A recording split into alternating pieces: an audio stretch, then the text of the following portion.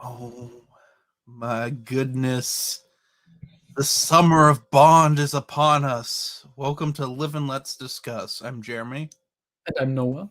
and we're going to talk about for the next two episodes what was deemed the summer of Bond, although one of these films got delayed till December, which is this episode we're talking about Octopussy, the official Bond film, but next time we'll be talking about the unofficial legal nightmare drama Never Say Never Again. But for this video, we will talk a little bit about Never Say Never Again because it affected certain decisions with the film Octopussy.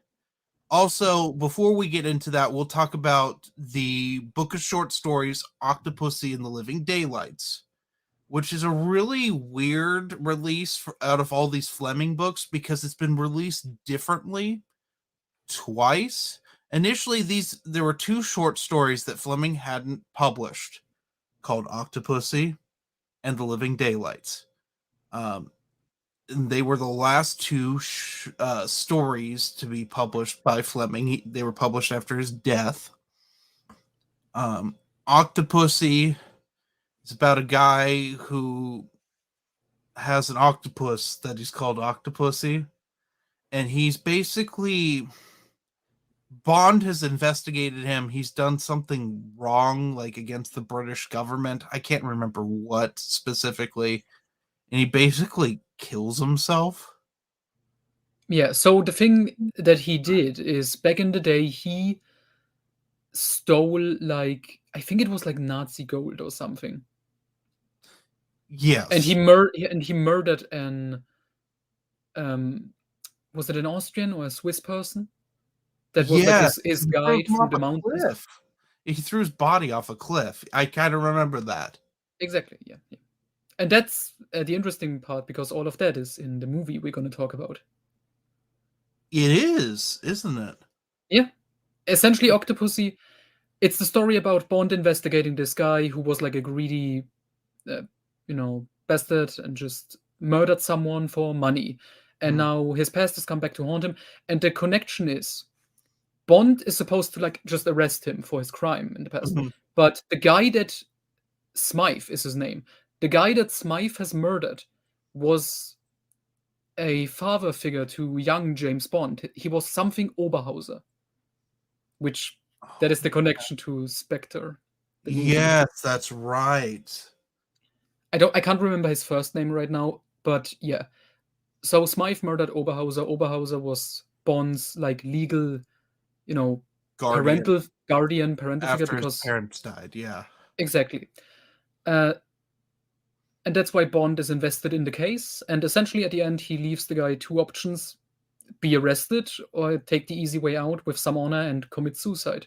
And it has a dark, bitter, twisted ending in the way that he dies. Yeah, and we will save that. Check Yeah. that out. It's actually a really good story. Mhm. Um, the Living Daylights, which we'll bring up briefly when we talk about the film, is Bond supposed to be a sniper, and it's not his thing. He's supposed to assassinate someone, and he sees this. I think she is a cello player. Yeah. In the short story, and he starts like romanticizing what it'd be like to talk to her and stuff because he's stuck in this hotel room in are they in East Germany in the book? I think they are. Yeah, Um, yeah, they are definitely in Germany because one detail I remember enjoying, Bond is so bored, having just to sit there and wait for his chance to snipe someone. He bought a German BDSM novel. that's right, and they take turns reading it because there's another guy in there with them. Mhm. Uh, that's right, and it turns out that we won't spoil. We'll Yeah. talk about that. I mean, just, this story is basically completely adapted, like pretty faithfully in The Living Daylights. Yes, and they flush it out more for the film. Mhm. But it's a great scene in there. Then later they added two more short stories that had been published other places. The first was Property of a Lady, which technically, if you read Octopus in the Living Daylights now, Property of a Lady is put between the two title stories. This was written for a magazine, and it's Bond is trying to get a Fabergé egg. Like, he's at an auction house. They're trying to spot someone that was a criminal or something like that. There's not much to it. There's something interesting though. This Fabergé egg being sold, it's like payment for a double agent working in the MI6, and it's a woman. And what's fascinating, that woman is mentioned in one of the Bond novels. I want to say it was Majesty's Secret Service or something. Oh, no, okay. it was Man with the Golden Gun. That case is mentioned directly. Okay. Yeah, so we got a cool little connection there. Interesting. It was written for what was the magazine? Sotheby's or something? It was something like that. Fleming had an obsession with weird things like diamonds and Fabergé eggs. And this is one of those tangents, but it's an entire short story that basically is a tangent. And then the other one is 007 in New York, which was written for like a New York guide. It was some travel thing, because that's another thing that was Fleming's original job. You know, writing about like places he had visited. That's one of his books, Thrilling Cities, where he talks about, you know, the big cities all over the world that he visited. And I think it's not just a rumor. I think the case was Fleming talked so bad about America, and he also wrote bad about America in his novels. And I think 007 in New York, the short story, was kind of like an apology in a way, because it's just like the story is Bond walking through New York, being amazed by things and being like, oh, I want to do this. This is going to be fun. You know, this interesting place here and there. And that's essentially it. The plot is just that he's going to warn a fellow agent that there is a like double agent seducing him or her. I know it was adapted partially in the Quantum of Solace ending, you know, with Vesper's boyfriend. Oh, I didn't catch that at all. That's the thing. No, this is awful. It's an awful, and I don't say that lightly. It's an awful short story that ends with the recipe for scrambled eggs. Yeah, that's Bond's legacy now. That is the last thing Fleming ever had published in the Fleming books. That's how they end. Is it fair to say 007 in New York is the worst Fleming Bond story? Because even with something you just like Spy Who Loved Me, that has more ambition. Spy Who Loved Me has a great third act when Bond shows up. It's scary. It's interesting. Like, it's uncomfortable.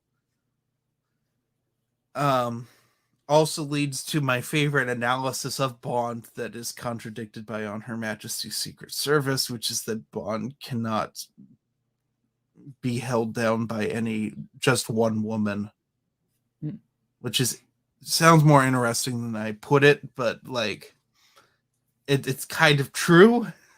And then On Her Majesty's Secret Service happens, which I like On Her Majesty's Secret Service, but what has never worked for me is the love story. I think we agreed that it works better in the movie. It does. But anyway, that's a good segue. Yes. I just lost my brain. Let's talk about Octopussy. All right. Let's talk about how this was supposed to be the first appearance of James Brolin as Bond. In fact, there's test footage out there of his they reenacted a scene from Russia with Love, and it's actually pretty good. And you know who else did the same screen test with the same scene? Who? Sam Neill. Sam Neill, that's right. And that was for Living Daylights, wasn't it? I think it was also Octopussy, but yeah, around this time when they were just looking for other actors. They were looking for younger Bonds. Hmm. But Never Say Never Again came up when finally started becoming a thing, and Sean Connery, in a act of pure spite, signed on to play Bond again. So, in a Yeah, state of panic, the Broccoli's asked Roger Moore to come back. that is such a great story. And we are not exaggerating in the slightest. It's like Connery, no, he just disliked Cubby Broccoli so much. Like, Yeah. even though he hated playing Bond, he had to return for this. Yes. Oh my god. And so Cubby Broccoli asked Roger Moore to come back because at this point we talked about this in the last video. The last podcast. That his contract was on a film to film basis at this point. And he's basically only doing this for the fans, for his fans. Yep. But it does not hinder Octopussy in any sort of way. So Octopussy, the film, is the short stories Octopussy and Property of a Lady. Yeah. And we get both titles in the film. Like, Yeah. literally, when he says Property of a Lady. Do you want to get into what Octopussy is about? Sure. Good The plot is kind of convoluted. Yes. Okay, in short, Mm-hmm. since going into detail is going to be way difficult. A rogue Russian military guy, Orlov, is working with a guy called Kamel Khan. And they are in league with a separate smuggling organization led by a woman called Octopussy.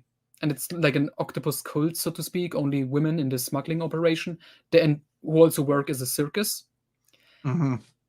And essentially they help Orlov and Kamel Khan with financing Orlov's plan. And his plan is just to create tension and have a situation escalate so he can invade, like start the invasion of the West, essentially. Mm-hmm.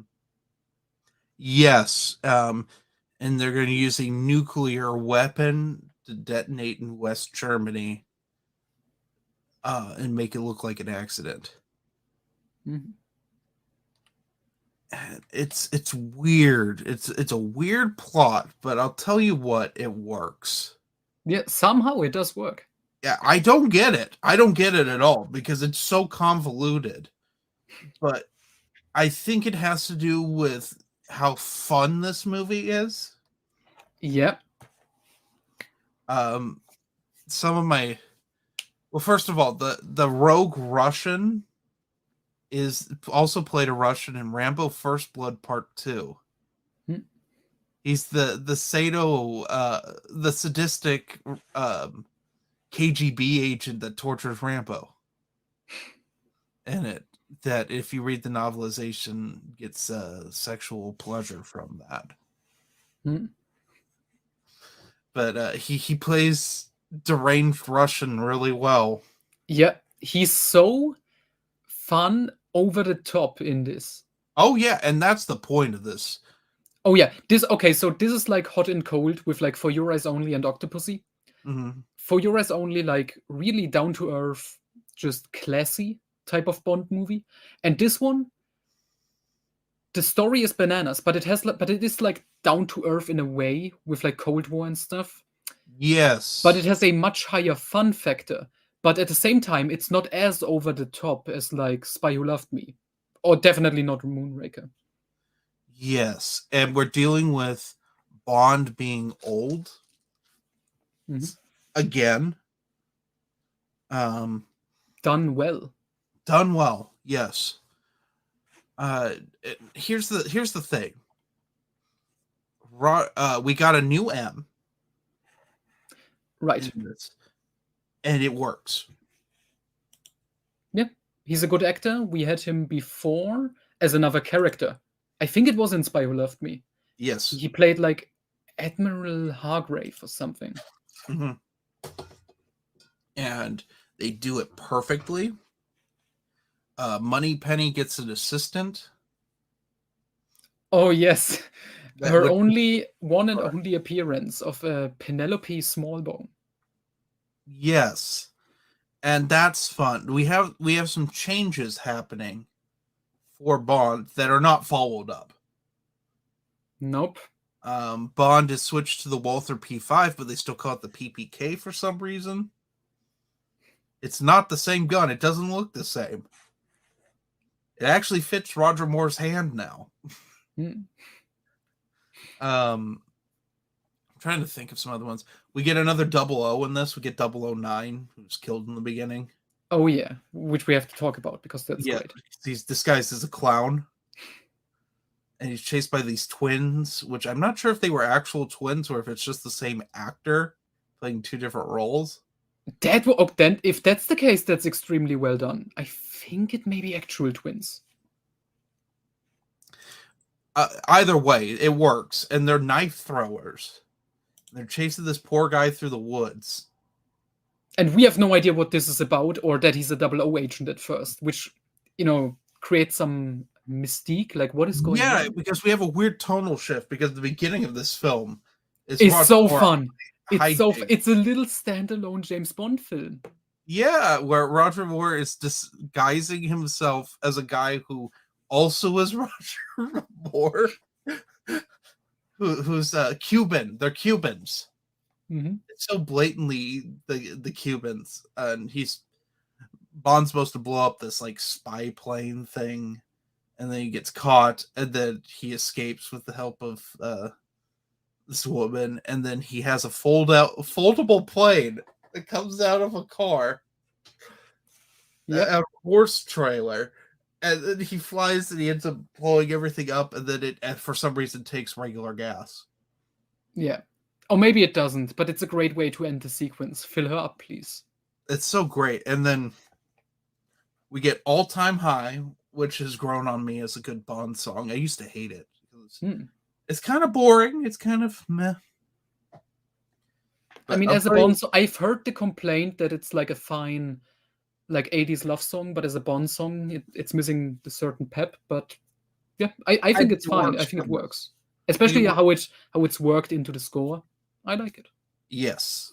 And then we get to 009 being chased by knife-wielding twins, which I won't go into too much, but it's kind of terrifying. He does turn into a bad dummy at one point. I love when people use dummies in films because they look so plain goofy. This one looks deflated. And then he ends up at the British embassy with a knife in his back with a Fabergé egg that's a fake. Mm-hmm. Which Bond gets assigned to with I can't remember. It's someone from the Property of a Lady story. I can't remember his name. But I think he's also called James. I think that's the thing because he calls him Jim. Mm-hmm. So we get they're there to figure out who the seller is, and that's essentially the entire Property of a Lady short story. Exactly, but with the Octopussy movie characters are in there. Yeah, and I like it how it works. In Bond switches the eggs. He gets the seller to bid up for a fake, which is pretty funny. Who's our Bond villain? His name's escaping me right now. Kamal Khan. Kamal Khan, not Kamala Khan, who's Miss Marvel. Kamal Khan. But Bond basically, for the most part, this movie takes place in India. And I kind of love it. Yeah, it's awesome. Like, it's the perfect... I think that's part of the reason why it's so fun. That's the perfect just place for, like, an exotic James Bond adventure. It's like the only time they've ever filmed in India. which is a shame. I think they should probably do it again instead of just going to Italy for every Craig movie. Or how many times have they gone to Jamaica? That's another one. I get that was Fleming's favorite place on the planet, but still, it gets old. But filming in India, we have some great scenes that could only happen in India. Yeah, the crowd scenes, good Crowd stuff. scenes are hilarious. We do get a great Moonraker novel nod between our Bond villain and Bond.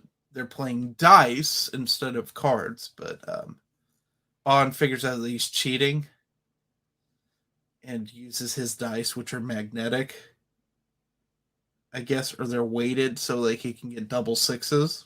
Mhm. And Kamal Khan basically quotes Hugo Drax and says, "Spend this quickly." Yeah, which was nice. Because I remember you told me, this is just the Moonraker scene. And I was like, because I remember the scene, but I was like, oh, this is just copying Goldfinger, essentially.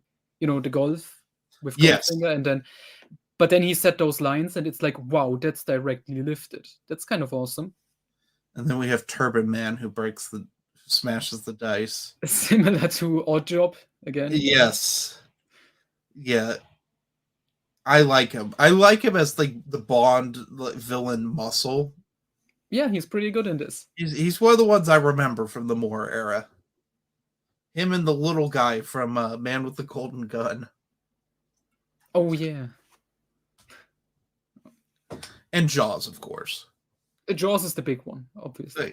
Jaws is the iconic one. I mean, they put him in Everything or Nothing, the Pierce Brosnan video game, like Jaws, and it doesn't make any sense. Oh, man.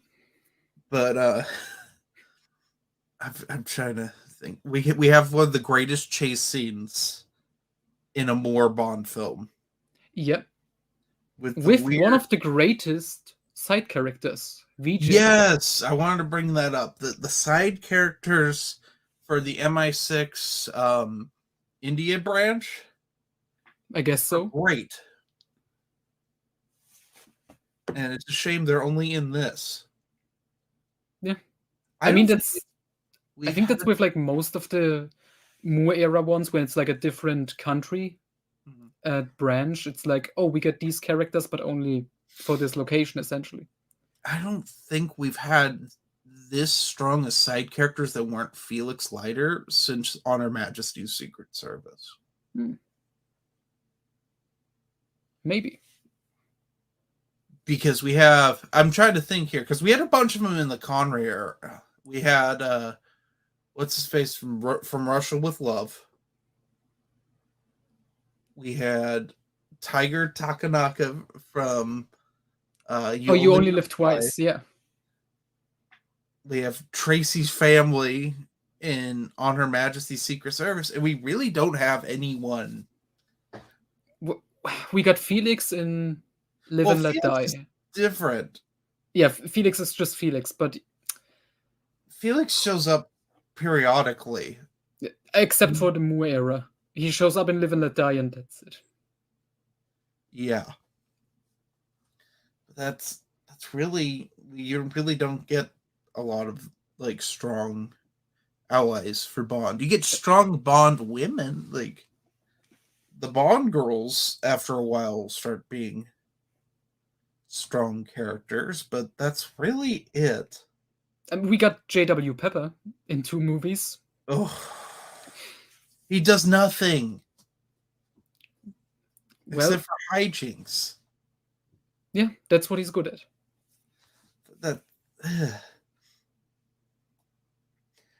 But VJ, what I love about him, his introduction alone.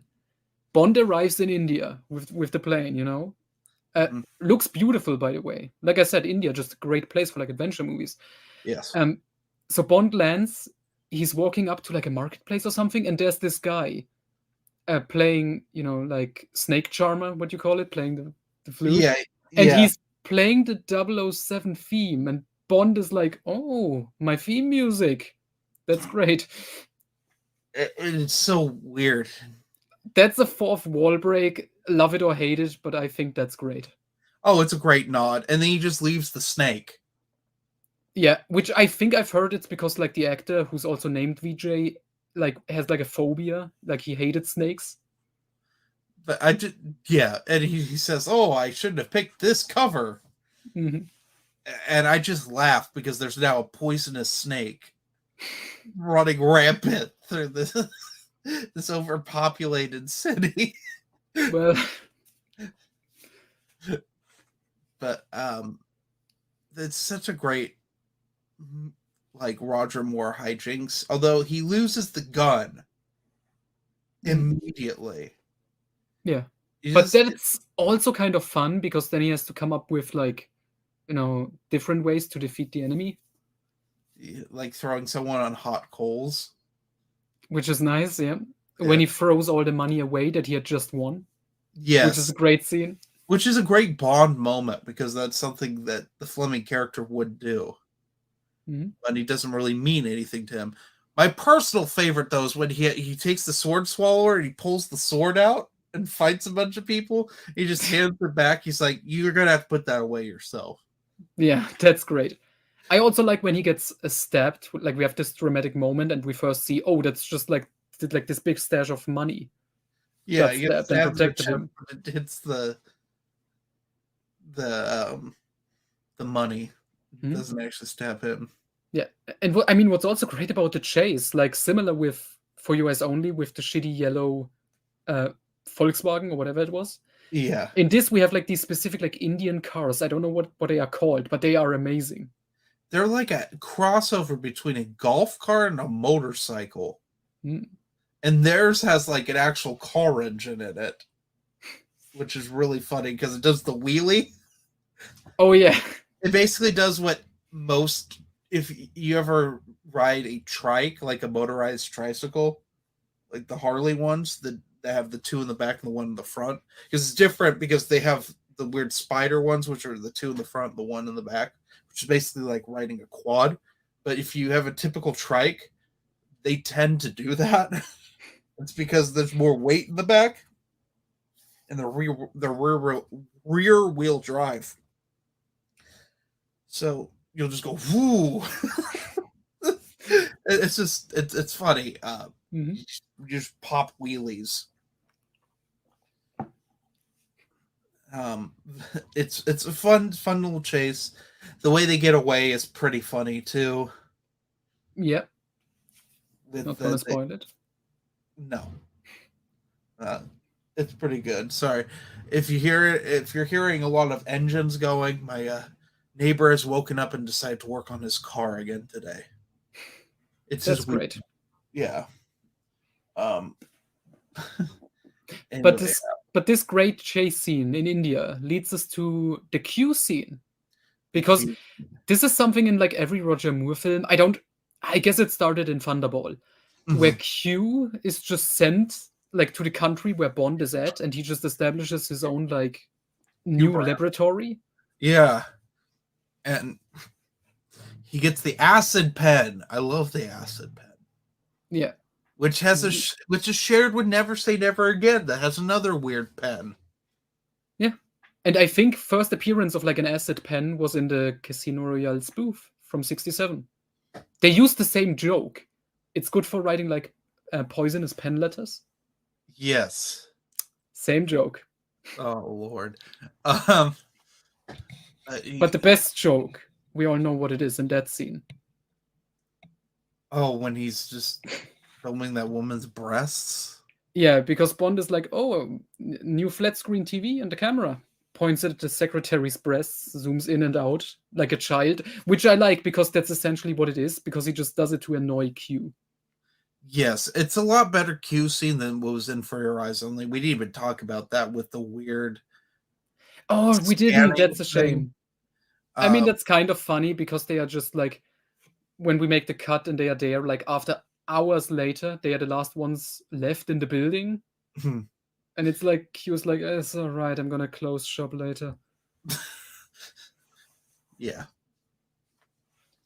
But yeah, it's a better Q scene. I just for in my opinion, Roger Moore and Q, like Roger Moore's Bond and Q, I think have the best banter of any of them, any of the other Bonds. Yeah, Because I Roger think I Moore would is agree. just like the king of the one-liners. Mhm. He just delivers them so well. Not to knock on like Sean Connery, he has some great one-liners too, great lines. But Roger Moore, it's like he could come up with them like that, like really quick. Yeah, I think the Moore era just has the more memorable stuff with Q. Hmm. Well, I mean, my favorite Q line we haven't gotten to yet, and that's in The Living Daylights Mm. with the Ghetto Blaster, Oh, great scene. which we'll get to in a few episodes.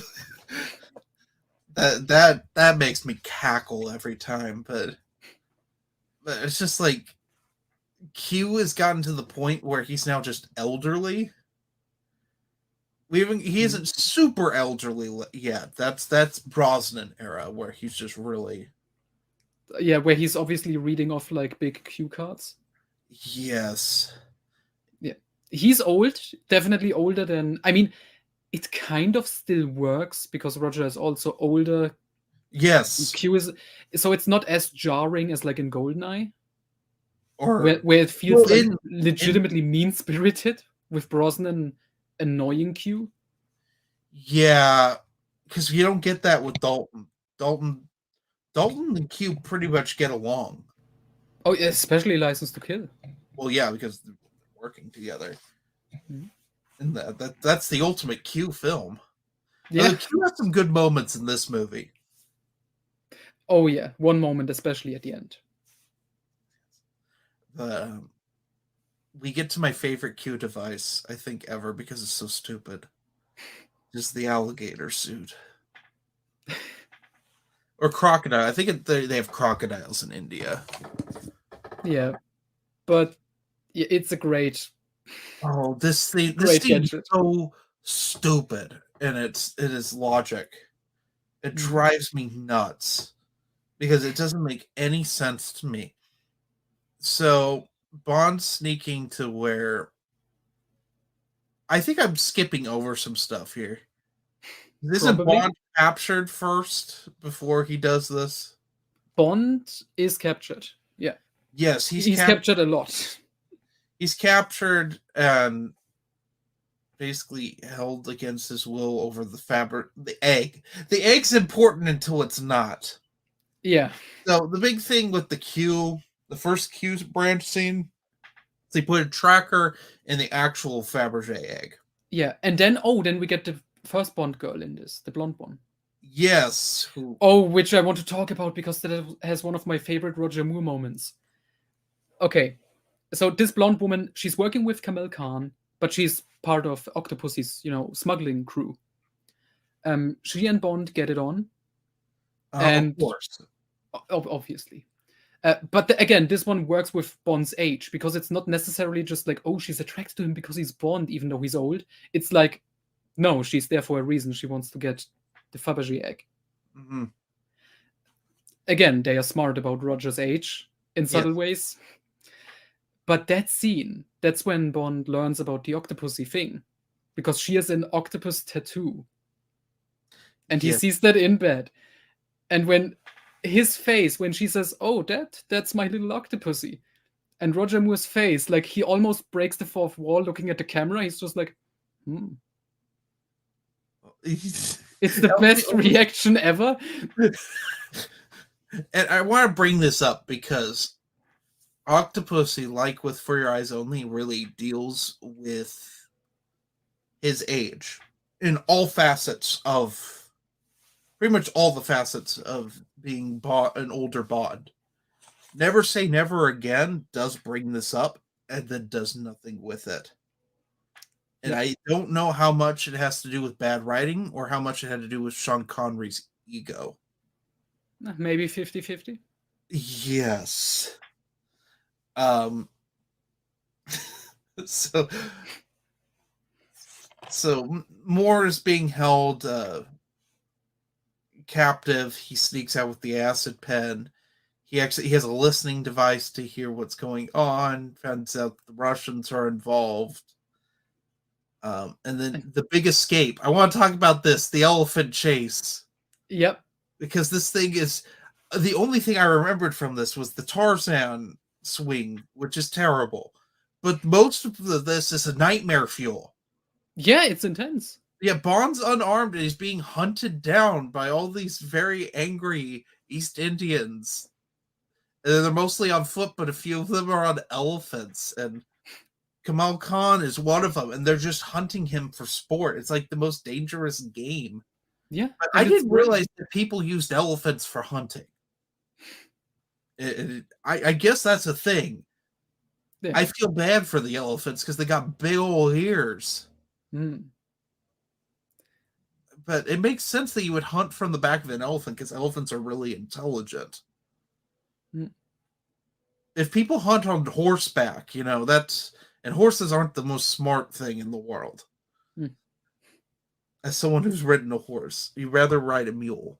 Just take my word for it. They might be stubborn, but there are reasons. If they stop for any reason, there is a good reason for it.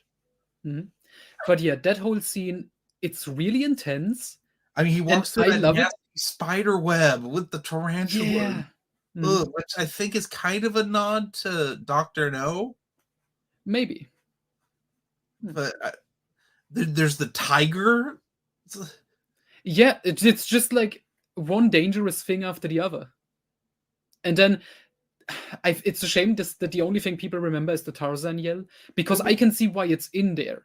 It's because the scene is so intense and they want to throw in just like, because this is just supposed to be the big epic fun movie. So we have intense moments, but we gotta sprinkle in some comedy. Yeah, because otherwise you end up with the Moonraker woman being eaten by Dobermans. Yeah, and you don't want that, at least not in this movie.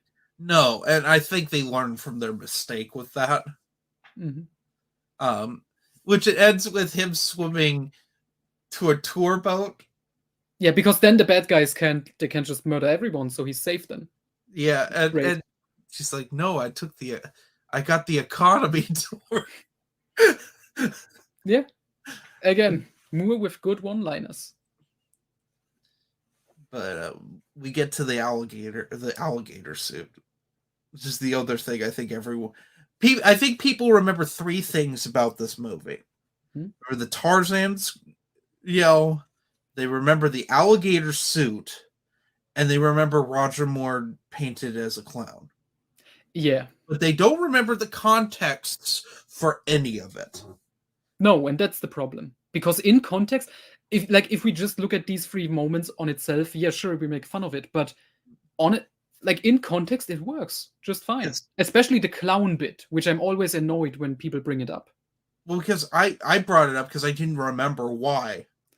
Because this is the one I've seen the least of all the classic Bond movies. This and what's the other? Die Another Day.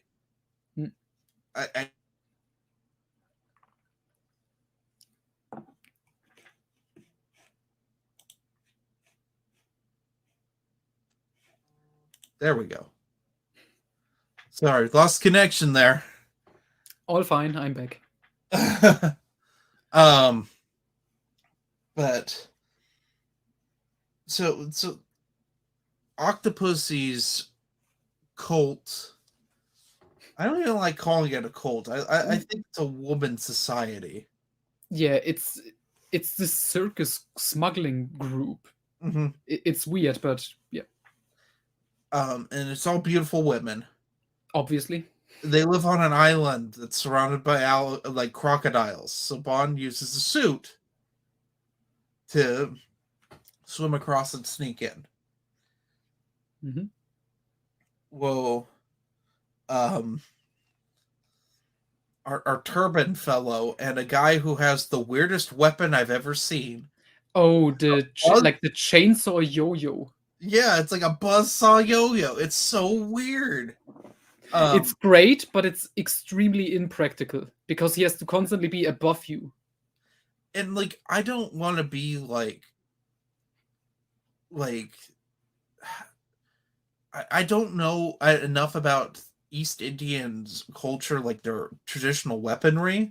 But there's some wild weapons in this movie. Like I'm not talking guns. I'm talking like swords and weird clubs and stuff in this. And I don't know how much of it is like traditional East Indian like melee weapons and what was made up because it's a Roger Moore Bond film.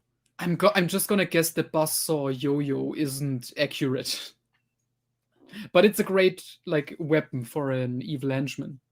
Yeah, and those guys just swim across, no problem, without the.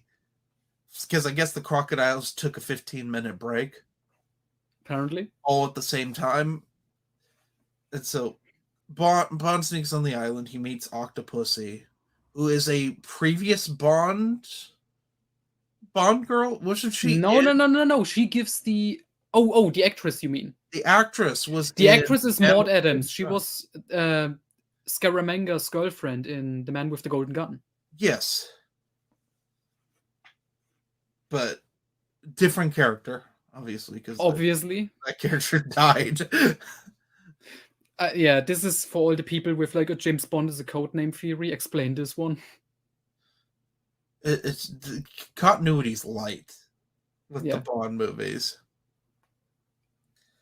I just want. reusing actors, Mhm. just like the new M. Yes, yes. Just like how Bond changes actors and Felix changes actors. Mm-hmm. Just don't think about it.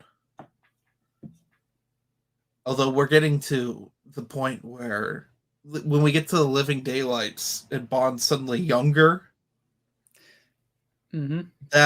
that's a weird change. But Almost everyone is younger in that one. yes, we'll get to that though. Mm-hmm. Um, But with this scene, Bond infiltrating the place and the bad guys following, we get should we spoil it with VJ his exit out of the movie. oh yeah, that's upsetting. Yeah, that is more upsetting because usually this like sacrificial lamb character is like a Bond girl in a way. Mhm. Which is Uh, yeah, I like that they did it differently. It's so tiring that we just yeah, kill yeah, it's nice to change it up, but at the same time, this made me realize I think this was more hard hitting than any of the female deaths because I actually really like VJ as a sidekick. yeah, because they give him a lot of character, and this movie is just written better. Yeah. Like those earlier Moore films, like Man with the Golden Gun, for instance. You don't really care about Scaramanga's girlfriend. Mhm. I mean, Bond nearly broke her arm, Oh yeah, after and that perving her in awkward, the shower. yeah, that awkward scene where he tried to pretend to be Sean Connery. Didn't work. Yeah. But you know, they found out what works in Octopussy. Yes. Well, they found out before this, but Yeah. we get a Bond girl that's closer to Bond's age, and I really like this. Yeah. This may be probably not the last time, but it's just nice having it. Yeah, especially the Craig era. Yeah, where they had the opportunity to do it And then backed out. And they had a better actress. yes. Oh, that's so frustrating. Mm-hmm. Anyway, we get a great fight scene with all these dudes swinging clubs and the buzzsaw yo-yo. And it's just great. And even Roger Moore's fighting, I think, is fine in that scene. It's not Yeah, like, yeah, it's not View to a Kill where you can blatantly see the stuntman. It actually looks like Roger is just, you know, yeah, actually beating the guys. it's fun. I will say it's not as good as some of the fighting in Never Say Never Again. Hmm. But the ultimate thing is one of these guys, I think it's Buzzsaw guy, and Roger Moore fall out the window into the water, and the crocodiles realize that they've been sleeping on the job, so they all show up again. Hmm. And you think that Bond got eaten by a crocodile, but no. He just got into He became a crocodile. he became a crocodile, which was very bizarre. I don't quite understand how that happened. I think. Okay, so it's confusing because at that scene, Bond and the buzzsaw guy fall into the water. Then a crocodile shows up, which looks kind of fake. And then we just see, like, we hear the buzzsaw guy scream in pain, and then we see some blood. Yes. And I took it as that wasn't an actual crocodile, it was the suit. And then Bond was the one who killed him and then took the crocodile outfit. But yeah, it's kind of confusing. You can also just take it as Bond escaped one crocodile who was busy with buzzsaw guy. We rushed through that. Bond was there like an entire day. Oh yeah, he was. Oh, but that reminds me, before we forget, Octopussy mentions her backstory, which is the Octopussy short story about Smythe and how Bond allowed him to kill himself. They got rid of the Nazi gold connection and said, like, oh, it's gold from somewhere else because we're not gonna. That's fine. Yeah, that's fine. This is the 80s. Like, we can leave the World War II stuff. Yeah, we don't want to make Roger look even older. Even though he was born in 1927. Yeah, but still, we can leave that out. But I like it. I think it's nice. Same with Property of a Lady. I like how the short stories are worked into this. Same previously with For Your Eyes Only. They are getting clever.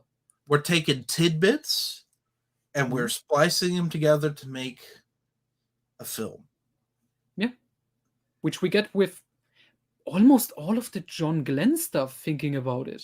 Yeah, because For Your Eyes Only, Octopussy, Living Daylights, License to Kill, but then I guess View to a Kill, not really. That is the odd one out. Did he direct that? He did. Oh, I would not talk about that. If I were him. That movie's embarrassing. Mm-hmm. It's so weird. He directed all of the 80s Bond, which makes sense because it pretty much all has the same flow. Yeah. Even A View to a Kill has a similar flow. The only one, the outlier, is License to Kill. Yeah, that went ultra 80s with like drug cartels and stuff. Mm-hmm.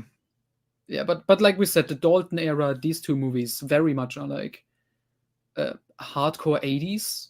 Like what we think nowadays when we think like 80s nostalgia. I mean, we have Aha, we have hardcore Cold War spy thrillers, drug cartels, all the stuff is in there.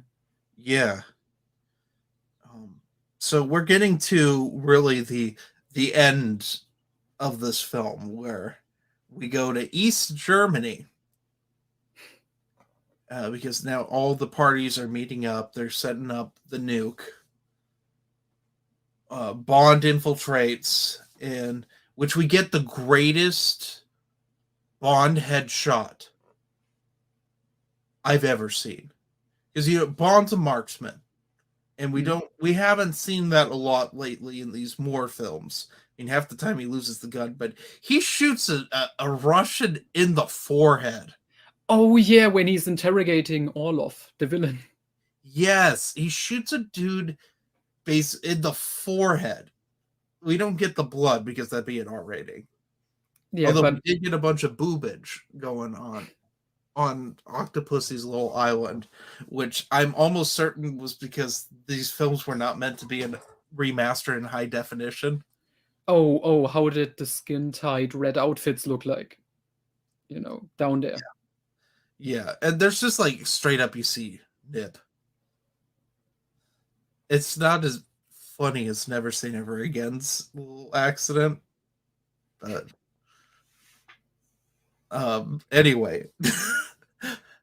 There's a circus in East Germany. It's going to West Germany, and they put the nuclear device on the train taking him out. And Bond gets on the train. He hides in a gorilla suit, which is pretty great. I love that. Meanwhile, General, oh god, I always forget his name. Orlov. No, the recurring. Oh, the recurring guy, Gogol. General Gogol is realized that something's up, and so he's following. Oh yeah, we didn't mention the great scene in like the Russian headquarters with all the military guys. Yes. I mean, that's where Orlov explains his plan to take over the West. Um, that scene is great Yeah, because 'cause it of Gogol's like reaction to it. Did you yeah. notice when Orlov is like, "I'm the mad like cartoon Russian villain. We're gonna take over the West," and Gogol is just like in his chair and rolling his eyes. It's like a kid at school or something, Yes. and it's great. And we get a great death. Orlov is shot trying to run over the border. We do get Bond takes a Mercedes Benz, loses all the tires, and manages to line up the rims to drive on a train track. Hmm. That's a good one. We Hmm. have a lot of Bond's more stunt double fighting on top of a train. Yeah, There's a yeah, lot of that. but it's And good stuff. That's also when he fights the knife throwing twins. yeah, well, he kills one of them before that. Yeah, and the other one wants revenge.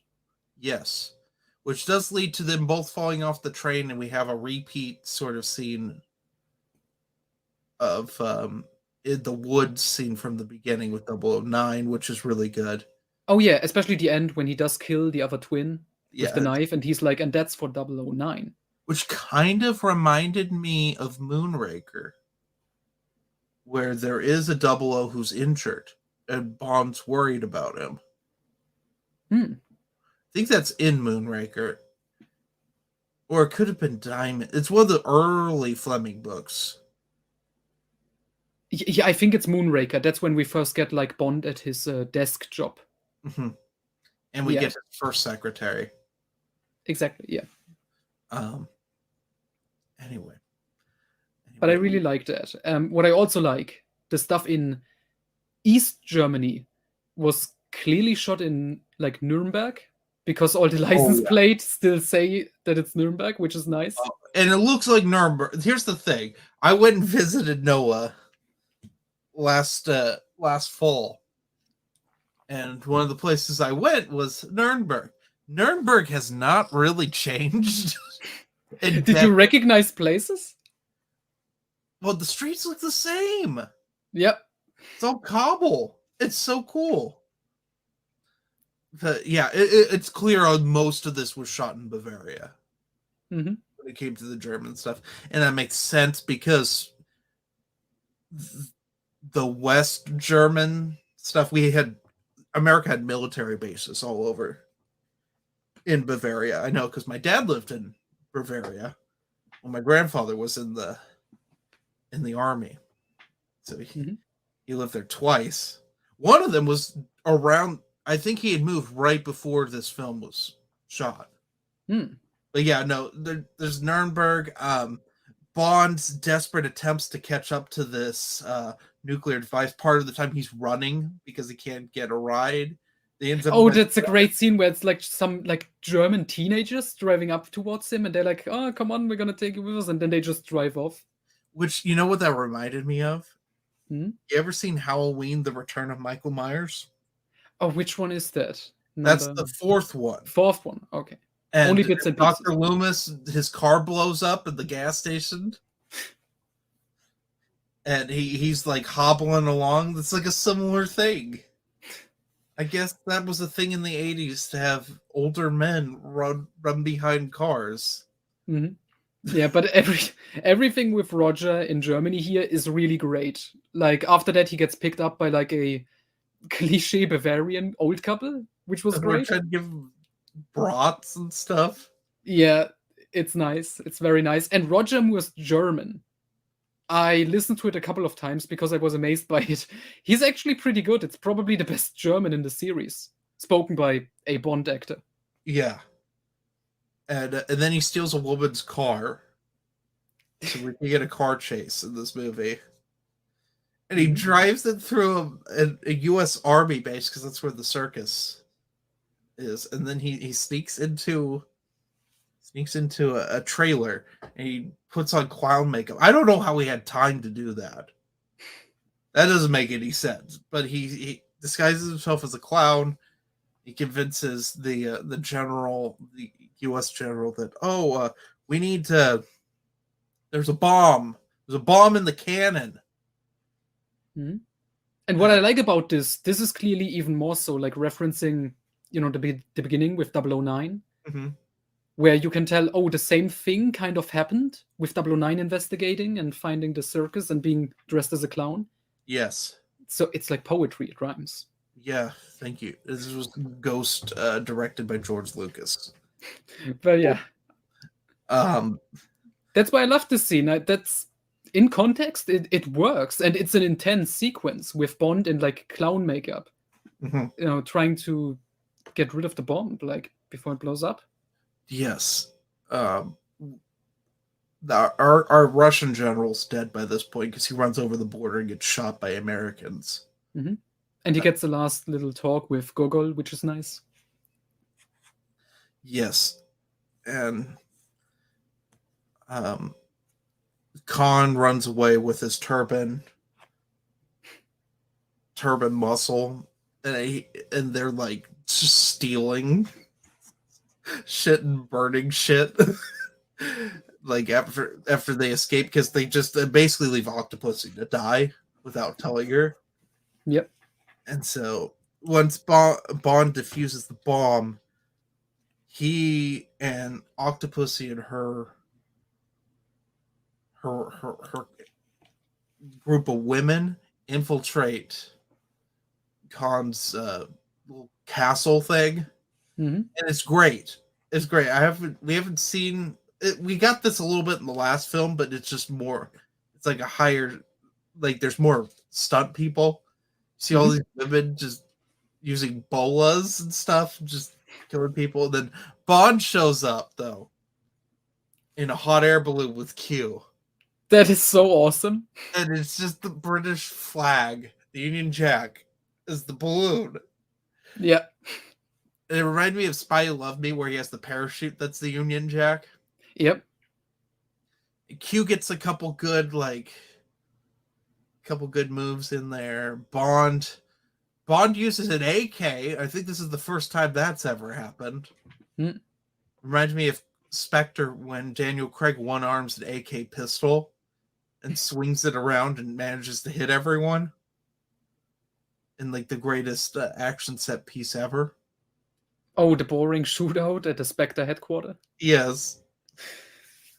Yeah. Your favorite. You've told me many times. That scene when you play a video game on like super easy. It's like Battlefront 2 when you get the hero character.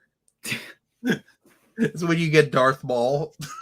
In OG Battlefront 2, and you just mow everyone over. Yep. Great action scene. But this action scene, another reason I like it with all the women fighting, Bond getting like essentially his own army, like the people that he teams up with over the course of the movie, taking on the bad guy and his group. Yeah. That's fun. And I think we lose it somewhere in the 90s. Because with Brosnan, it's the thing that he becomes the one-man army. Yes. And I think that's because the video games were popular at that point. Yeah, but I don't think we had that a lot since... I don't remember if this is the last time we get it, but I can't think of anything like this in the Craig era, for example. Of like Bond and his good guy, comrades that he assembled over the course of the film. No, I don't think we get that. We don't get in the Dalton era either. And I think that was more there wasn't time. Oh yeah, and the way those movies are set up. With small-scale spy thriller and then personal revenge. Yeah, but I want to talk about Bond on the banister, and he's shooting all the guys, and he realizes that he's going to smash his nuts, so he shoots the little thing at the end of the banister off, so he doesn't lose his manhood. But the finale of this movie takes place on the outside of an airplane, and it is some of the best stunt work we've seen in a while. Yeah. It rivals the Moonraker opening. Yes, I think they were trying to just one-up it. Oh, obviously. I think that's the theme of this movie. We have to one-up it because they got Sean Connery for that other movie. Yes. And so Bond Bond stunt double. Which you can clearly, even on my like low res DVD, which looks like probably what the film looked like back then in the cinemas, even there, there are a couple of shots. Let me just explain this to defend Roger Moore. No actor would do anything like that. That Tom Cruise, except Tom Cruise. Tom Cruise wouldn't have done it in that era. Tom Cruise didn't start doing that till he got into his like 40s. And he decided that he had to like just do crazy stuff. It wasn't until Mission Impossible, and I'd argue that the weird stunts in Mission Impossible didn't start happening till the fourth one. But they're fighting on the airplane. It's so clear that the parachutes are under their clothes because they're so really bulky, and that makes sense. You can't fault them for this. We have to appreciate like actual stunt work like this. Oh yeah, no, this could easily have been CG today. I was watching this, and in my head, like for no reason, I imagined like No Time to Die with Bond in the flying thing that turns into a submarine. You know, the Escape from LA machine. Oh yeah. Oh yeah, that's terrible. Yeah. Back then they had the thing like, if we can't do it like for real in camera, we're just not gonna do it. And every once in a while you'll have Roger Moore on a blue screen. Yeah. You gotta sell the effect. And I don't even think they do that because they can get away with him looking through the windows with the parked plane. Yep. And that, honestly, I like that a lot. That was fun. But he and Octopussy jump off the plane crashes.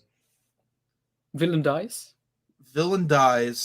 A horrible, painful death. Turban guy falls to his death. Yeah, which reminded me of what's later gonna happen in License to Kill. Oh no, Living Daylights has the airplane. Yes, because Living Daylights is very similar to this movie. But does its own thing. Yeah, and the story is more clear and easier to follow in a way. Yes. But we get the ending. Bond's pretending to have a broken leg, and he's fine. He's fine. He gets to bang Octopussy on her female-powered rowboat. Yeah. And that's it. It's a solid movie. Yeah. Solid beginning, solid end. It's a solid fun movie. What a concept. We're running out of the fun movies. Sadly. But yeah, this one, it's like they had a story and it was similarly grounded, like for Your Eyes Only. But then John Glenn was like, oh, I'm gonna do like Spy Who Loved Me-esque over the topness. And I think it's a result of like Never Say Never Again. Yes. Where they were just like, okay, we have this story, decent enough, but we gotta make it more epic than For Your Eyes Only. We gotta bring back the over-the-topness a little bit. A little bit. It doesn't go too crazy like Spy Who Loved Me or Moonraker. And that's what I like about this. It's there are high stakes, but it's dialed back a bit. This is the biggest a Bond movie should be. Yeah. And even the silly stuff in it. Like we said, in context, like the clown, at the beginning it works because it's such a what the hell is going on moment, and then Bond God, when he has the balloons attached to them, and like each time the balloon pops. And then he looks in like terror, and because of his makeup, he looks even more like horrified at what's happening. And something they play with at the beginning, which I wish they did more of. When it takes a while before they reveal the knife thrower, it's actually twins. Yes. Which they have the scene like the knife thrower is following the clown and he's away in the background. And then the clown turns and suddenly the knife thrower is right in front of him. Yeah. It's scary. Yeah. It's terrifying. But yes, good villains and like henchmen all around. Memorable. Yeah. The Bond women, Octopussy, played by Maud Adams, she's good. And like we said, age appropriate. Yes. But this could have been another great send-off for Roger Moore. He had 2 great send-offs. In a row! Yep, but we gotta have a third one. Oh. And we're gonna see how that turns out. What I also want to point out, I like that her name is just Octopussy, and we never get the real name. Yes. Which is weird hearing Roger Moore say her name. Yeah, I know the villain Kamil Khan. He just calls her Pussy. Uh-huh. Which is interesting because you just think Pussy Galore, Goldfinger. Which Yes. that's a whole other topic.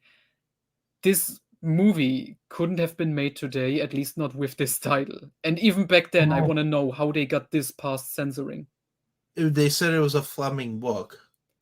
I know, because I watched some behind the scenes, and I was hoping they would go a little bit more like in depth, and they were just like, it was just like the actors talking about it, like, oh, they told me the movie I was going to be in is called Octopussy, and I was like, oh no, but then they told me it's based on a Fleming short story of the same name. Makes sense. But yeah, anyway, that was Octopussy.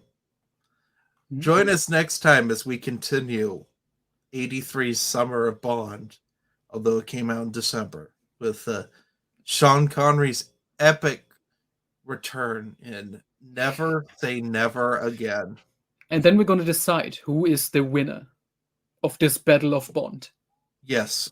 And we'll rank all of Connery's movies. Mm-hmm. Spoiler, Octopussy wins. I mean, I think everyone got that. Yeah, we have to make it clear. Anyway, have a good one.